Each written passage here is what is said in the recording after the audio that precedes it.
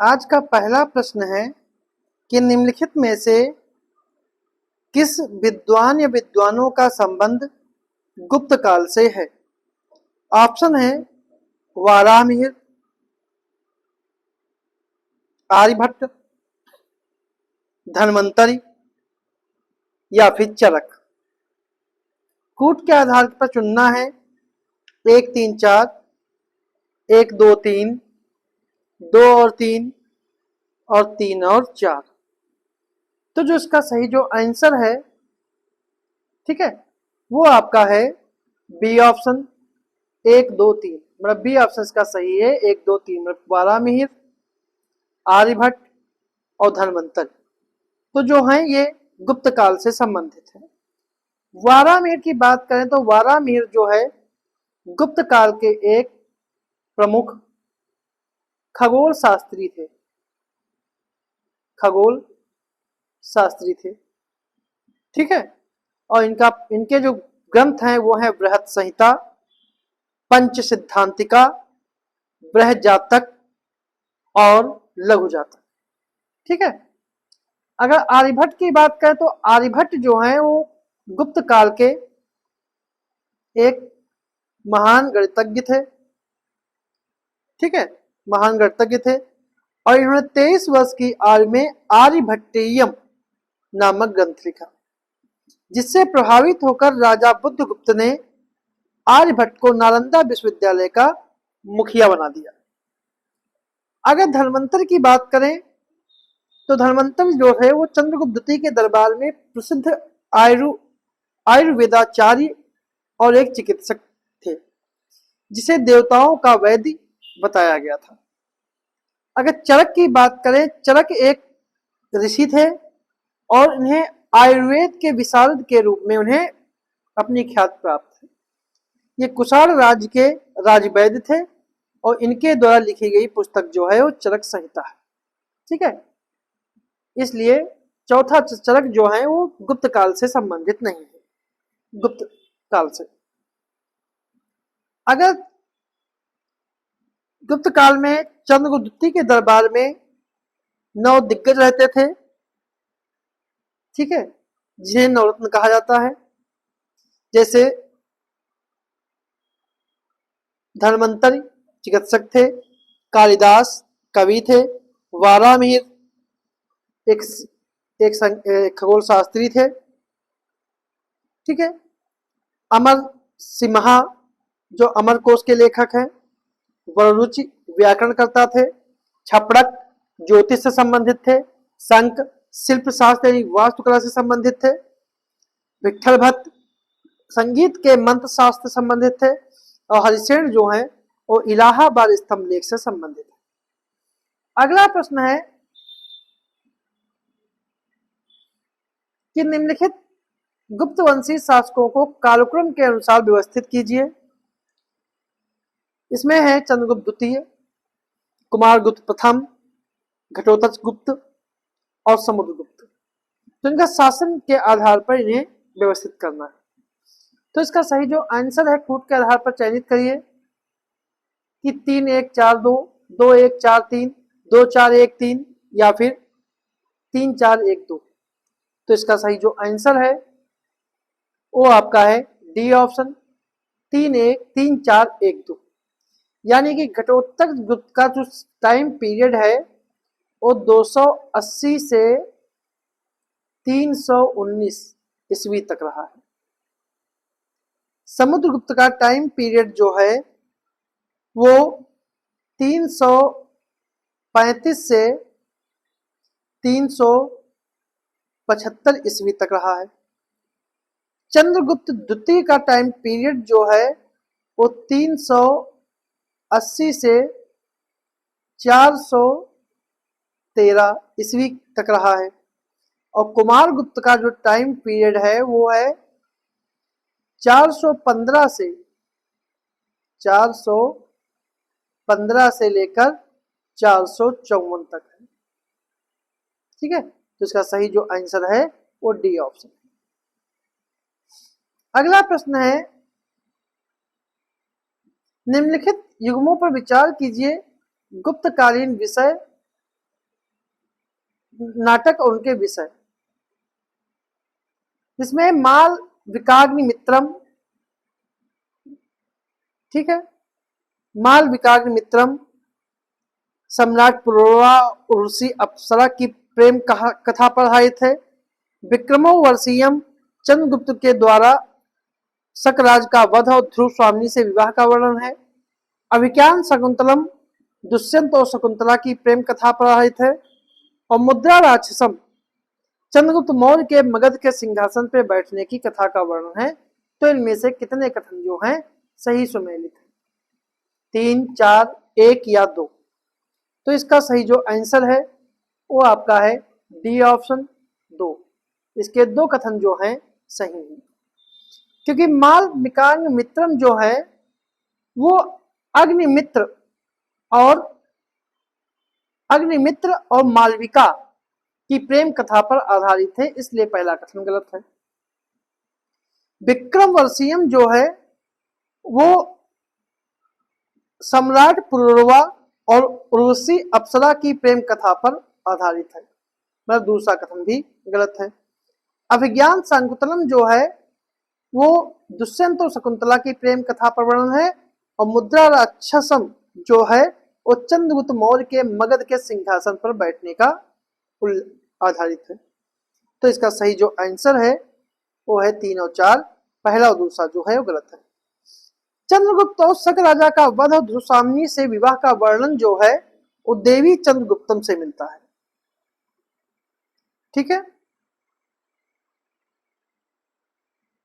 चंद्रगुप्त काल की कुछ और पुस्तकें हैं, जैसे ऋतु संहार कालिदास की है, मेघदूत कालिदास की है, कुमार संभवम कालिदास की है, रघुवंश कालिदास की है, माल विकाग्नि मित्रम कालिदास की है, अभिज्ञान शाकुंतलम कालिदास की है, विक्रमोर्वशीयम कालिदास की है, मुद्रा राक्षस जो है वो विशाखदत्त की है।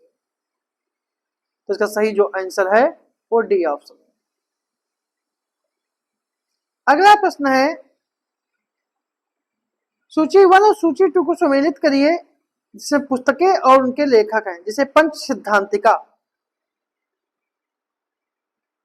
न्यायावतार, नीतिसार और योगाचार। तो इसके कौन लेखक हैं? तो इसका सही जो आंसर है कि पंच सिद्धांतिका के लेखक जो हैं वारामीर हैं, न्यायावतार के सिद्धसेन हैं, नीतिसार के कामंतक है और योगाचार के असंग है। तो इसका सही जो आंसर है वो आपका सी ऑप्शन है, अब सी ऑप्शन इसका जो है सही है। अगर कुछ अन्य पुस्तक की बात करें तो ब्रह्म सिद्धांत पुस्तक के लेखक ब्रह्मगुप्त हैं, आर्यभट्टियम के पुस्तक आर्यभट्ट हैं, सूर्य सिद्धांत के आर्यभट्ट हैं, पंचतंत्र के विश्व शर्मा हैं और मृच्छकटिकम के शूद्रक हैं। अगला प्रश्न है, निम्नलिखित में से किस गुप्तकालीन अभिलेख से ज्ञात होता है कि स्कंदगुप्त ने हुरों को परास्त करके सौराष्ट्र प्रांत में पर्णदत्त को अपना राज्यपाल नियुक्त किया? ऑप्शन है जूनागढ़ अभिलेख, काहोम अभिलेख, इंदौर अभिलेख, ध्वजताम्रपत्र और भीतरी स्तंभ लेख। तो जो इसका सही जो आंसर है वो आपका है ए ऑप्शन, जूनागढ़ अभिलेख। जूनागढ़ अभिलेख जो है वो स्कंदगुप्त का बहुत ही महत्वपूर्ण अभिलेख है, जो सौराष्ट्र के प्रांत के जूनागढ़ से प्राप्त होता है, जो वर्तमान में गुजरात में है। स्कंदगुप्त ने हुरों को परास्त करके सौराष्ट्र प्रांत में पर्णदत्त को अपना राज्यपाल नियुक्त किया था। इसके अलावा अगर हम बिहार स्तंभ लेख की बात करें तो बिहार से पटना के समीप यह जो बिहार स्तंभ लेख है बिना तिथि का लेख है। इसमें स्कंदगुप्त के समय तक के गुप्त राजाओं के नाम और पदाधिकारियों के नाम मिलते हैं। अगर इंदौर ताम्रपत्र की बात करें तो इंदौर ताम्रपत्र जो है 465 ईस्वी का है और इस लेख में सूर्य की पूजा और सूर्य के मंदिर में दीपक जलाए जाने के लिए धनदान दिए जाने का विवरण मिलता है। अगर भीतरी अभिलेख की बात करें तो भीतरी अभिलेख जो है यह उत्तर प्रदेश में है, उत्तर प्रदेश के या भी गोरखपुर जिले में है और गोरखपुर के या कहोम नामक स्थान पर है। और इस अभिलेख से पता चलता है कि मद्र नाम के एक व्यक्ति ने 5 जैन तीर्थकारों की प्रतिमाओं का निर्माण कराया था। अगला प्रश्न है, निम्नलिखित कथनों पर विचार करें कि गुप्त काल में सर्वाधिक शुद्ध सोने के सिक्के जारी किए और गुप्त काल में स्वर्ण सिक्के दीनार कहे जाते थे। तो उपयुक्त कथनों में से कौन सा सही है? केवल 2, ना तो 1 ना ही 2, केवल 1 या फिर 1 और 2। तो जो इसका सही जो आंसर है वो आपका है ए ऑप्शन, केवल 2, मतलब कि दूसरा सही है, पहला गलत है। गुप्त काल में सर्वाधिक सोने के सिक्के जारी किए गए, लेकिन इनकी शुद्धता जो थी वो कुषाणों के सिक्कों की तुलना में कम थी। गुप्त काल में सिक्के दीनार कहे जाते थे, सोने के सिक्के, और दैनिक लेन देन में कौड़ियों का प्रयोग किया जाता था। मौर्योत्तर काल में सोने के सिक्के को निष्क, सुवर्ण और पल कहते थे। चांदी के सिक्कों को शतमान कहते थे और तांबे के सिक्कों को काकनी कहते थे।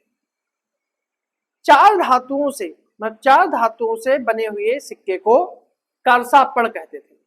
और 4 प्रकार की धातु कौन सी थी? उसमें सोना,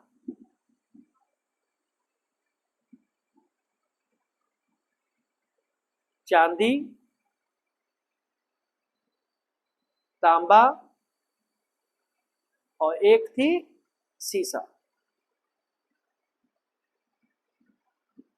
जो इन धातुओं से मिलकर जो मुद्रा बनती थी उसे कारसापड़ कहते थे। कुषाणकालीन सोने के सिक्के का वजन जो था 124 ग्राम था और गुप्तकालीन सोने का सिक्का जो था 144 ग्राम का था। ठीक है। अगला प्रश्न है, निम्नलिखित में से कौन से गुप्तकालीन मंदिर वर्तमान में उत्तर प्रदेश में स्थित है?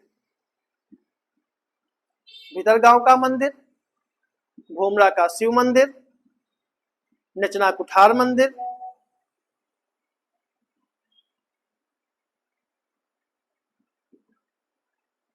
और देवगढ़ का दशावतार।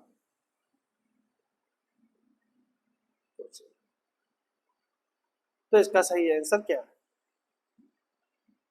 सर इसके ऑप्शन पूरे नहीं है, तो सीधे आंसर देख लेते हैं इसका कि भीतरगांव मंदिर जो है वो कानपुर में है।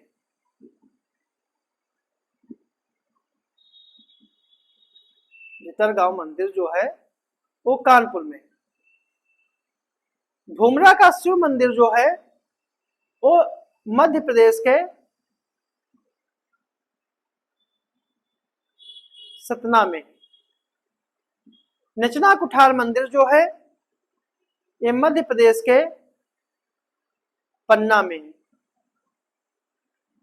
देवगढ़ का दशावतार मंदिर जो है यह ललितपुर में, मतलब यूपी में है। मतलब कि 2 मंदिर यूपी में है और 2 मंदिर एमपी में है। मतलब भीतरगांव का मंदिर और देवगढ़ का मंदिर जो है उत्तर प्रदेश में है और नचना कुठार मध्य प्रदेश में है और भोमरा का शिव मंदिर मध्य प्रदेश में। इनके अलावा गुप्तकालीन मंदिर में खोह का मंदिर मध्य प्रदेश के नागौद में है। लड़खान का मंदिर एहोल कर्नाटक में है। सिरपुर के लक्ष्मण मंदिर छत्तीसगढ़ में है। टिगवा का विष्णु मंदिर मध्य प्रदेश के जबलपुर में है। इसका ठीक है। अगला प्रश्न है, गुप्त काल के संदर्भ में निम्नलिखित कथनों पर विचार करें कि कपड़े का निर्माण करना इस काल का सर्वप्रथम उद्योग था और इस समय बंगाल में ताम्रलिप्ति प्रमुख बंदरगाह था, जहां से चीन, लंका, जावा, सुमात्रा आदि देशों के साथ व्यापार होता था।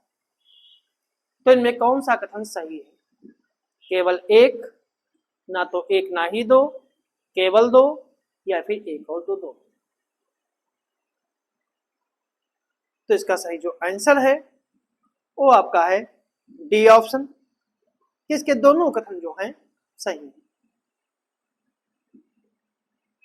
अगला प्रश्न है, गुप्त काल के संदर्भ में निम्नलिखित कथनों पर विचार करें कि इस समय के प्रसिद्ध गणितज्ञ आर्यभट्ट थे, जिनकी प्रमुख कृति आर्यभट्टियम है, और चंद्रगुप्त द्वितीय के दरबार में आयुर्वेद का विद्वान और चिकित्सक धन्वंतर था। तो कौन सा कथन सही है? केवल दो, एक दो दोनों, ना तो एक ना ही दो, या फिर केवल एक। तो जो इसका सही जो आंसर है वो आपका है बी ऑप्शन, कि इसके दोनों कथन जो हैं सही है।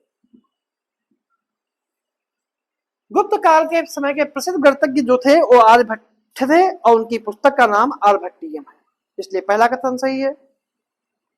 ज्योतिष के रूप में वारामिहिर थे, जिनकी रचना बृहद जातक है, और चंद्रगुप्त के दरबार में आयुर्वेद का विद्वान चिकित्सक जो था धन्वंतर था, इसलिए दूसरा कथन सही। अगला प्रश्न है कि कादंबरी ग्रंथ के संदर्भ में निम्नलिखित कथनों पर विचार करें कि यह बाणभट्ट की रचना है, इसमें हर्षकालीन सामाजिक और धार्मिक जीवन के स्वरूप का वर्णन है। स्वरूप का वर्णन है, तो इनमें कौन सा कथन जो है सही है?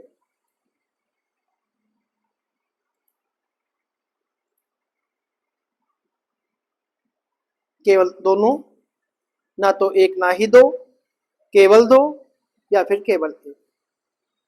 तो जो इसका सही जो आंसर है वो आपका है ए ऑप्शन, कि इसके दोनों कथन जो हैं सही हैं।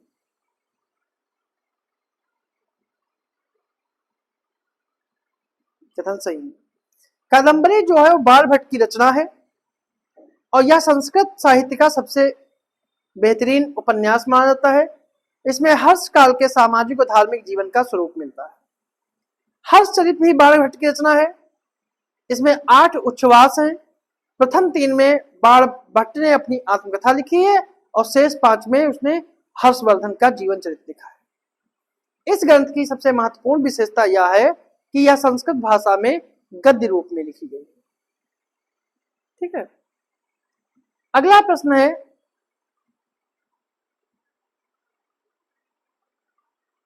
कि वर्धन वंशीय शासक हर्ष के संदर्भ में निम्नलिखित कथनों पर विचार करें कि उसने बौद्ध धर्म की महायान शाखा को राजश्रय दिया था और कुंभ मेले को प्रारंभ करने का श्रेय उसे ही जाता है और यह वर्धन वंश का पहला शासक था। तो इसका कौन सा कथन जो है सही है? 1 2 3, एक और दो, केवल दो, या फिर एक और 3। तो जो इसका सही जो आंसर है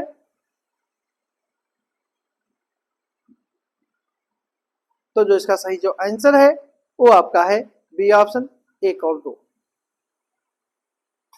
क्योंकि हर्ष के पूर्वज जो थे वो भगवान शिव और सूर्य के उपासक थे।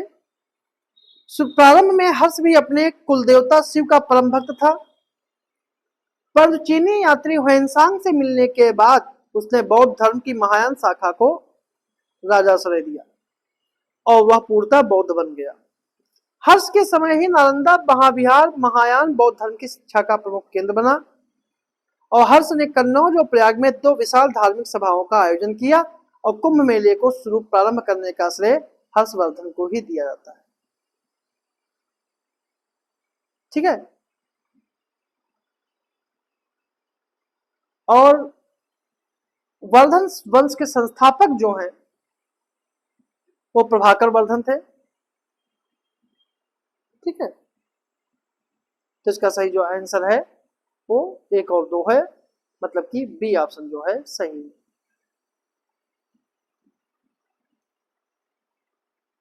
तो ये थे हमारे आज के कुछ प्रश्न।